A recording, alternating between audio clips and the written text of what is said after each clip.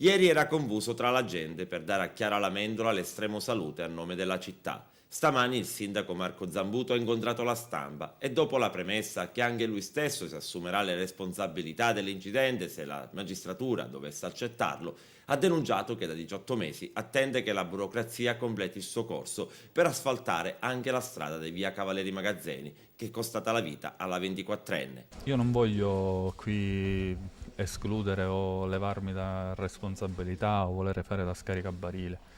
Io oggi ho voluto fare questo incontro perché a nome della città voglio, insieme alla famiglia, veramente che sia fatta giustizia, che sia accertata la verità,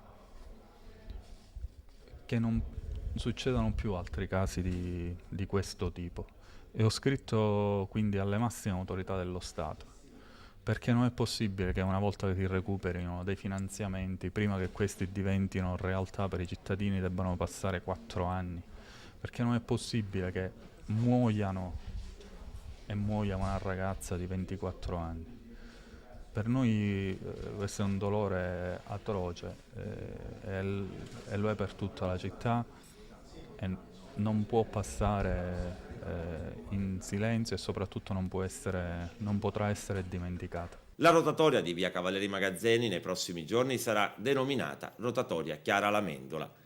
All'incontro di stamani era presente anche il legale della famiglia Lamendola, Giuseppe Arnone. In quella zona, io ho avuto modo di periziarla, abbiamo in 20 metri quadrati qualche cosa come 8 trappole.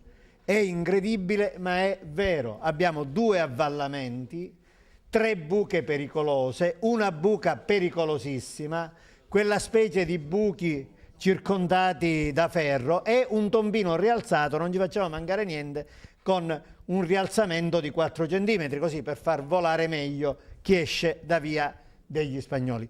Certo, oggi occorre prendere lezione, insegnamento dalla tragedia della famiglia Lamendola e potenziare all'interno del comune la vigilanza sulle trappole che esistono per le vie cittadine.